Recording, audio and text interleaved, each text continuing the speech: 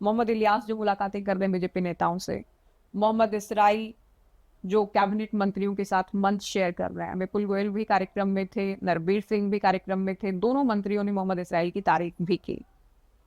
ठीक है, उनको वोट दिए इसलिए तारीफ कर रहे हैं, बीजेपी को करना ही था उनको। हाँ, वो तारीफ तो करेंगे जब उनको वोट मिल गया उनका।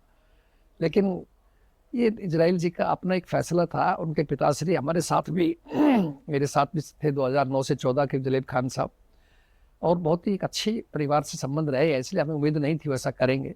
लेकिन जो किया है तो मैं समझता हूँ उनको व्यक्तिगत रूप से इस बात की क्षति रहेगी, हानि रहेगी, नुकसान रहेगा। लेकिन मुस्लिम इलाके में आप लोगों के लिए तो नुकसान का सौदा नहीं रहेगा, दोनों विधायकों का क्रॉस वोट करना। नहीं, मुस्लिम समाज में वो कभी भी जो है भाजपा के साथ नहीं जा सकते, ना पसंद करते हैं। तो इसलिए वो हमेशा वहीं रहेंगे जहां भाजपा को विपक्ष के जो दूसरे हैं। तो हरियाणा में कांग्रेस के साथ मजबूती से मेवात और हमेशा मुस्लिम भाई रहे हैं, और पुराना इनका आज़ादी के लड़ाई के अंदर भी योगदान रहा। इस नाते से खुद महात्मा गांधी जी का संबंध रहा, आपको पता है। तो उस नाते से मेवात के भाई पूरी तरह से कांग्रेस के साथ थे, है और रहेंगे। अच्छा, इन दोनों मुस्लिम विधायकों को लेकर तो आप लोगों को जरा भनक नहीं रही होगी, और ये हुड्डा साहब के करीबी भी माने जाते हैं, उनके खेमे के माने जाते हैं कि हाँ ये भी क्रॉस वोट कर सकते हैं।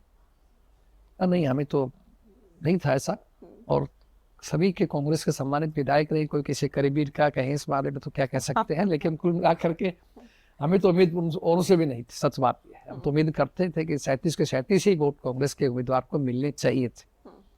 लेकिन चलो 4 तो कैंसिल किए गए इंटेंसली, हम मान रहे हैं। 5 जो गए उसका हमें अफसोस है, दुख है इस बात। अफसोस तो है राव साहब, लेकिन आप ये भी बताएं, अभी तो विधानसभा चुनाव हार की जिम्मेदारी भी किसी नेता ने नहीं ली थी। अब जो राज्यसभा चुनाव में 37 में से केवल 28 वोट मिले, इसकी कोई जिम्मेदारी लेगा? किसी की जिम्मेदारी बनती है? नहीं, हम जीत की जिम्मेदारी ले रहे हैं कि हमने हमारा उम्मीदवार चुनाव जीता है, इसके लिए कांग्रेस पार्टी पूरी जिम्मेदार है जीत के लिए। हमने बधाई दी है, कल अपने सभी ईमानदार विधायकों को और बहादुर विधायकों का धन्यवाद किया है, और अपने कर्मवीर जी का बधाई के पात्र है, उनको मुबारकबाद दी। हमारे मीटिंग में आए थे।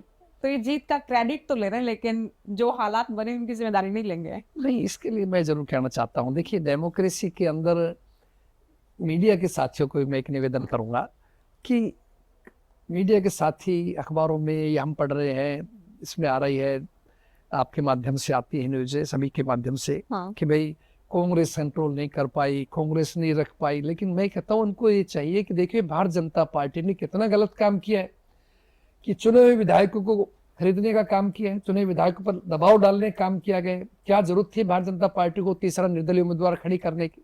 वो तो अच्छा होता, विधायकों ने खड़ा किया ना। बीजेपी तो कह रही है जो शर्तें पूरी कर रहा हो कोई भी खड़ा हो निर्दलीय सकता है। विधायक केवल 3 थे। 7 बीजेपी विधायक का समर्थन बीजेपी के था। थे, जब तो 10 आदमी प्रस्तावक बनेंगे। हाँ। तो इसलिए कि भारतीय जनता पार्टी को नहीं चाहिए था, उनको होता 2 उम्मीदवार चयन थे, दोनों के पास सफिशिएंट अपने अपने वोट्स थे, 31 वोट से एक उम्मीदवार बनना था।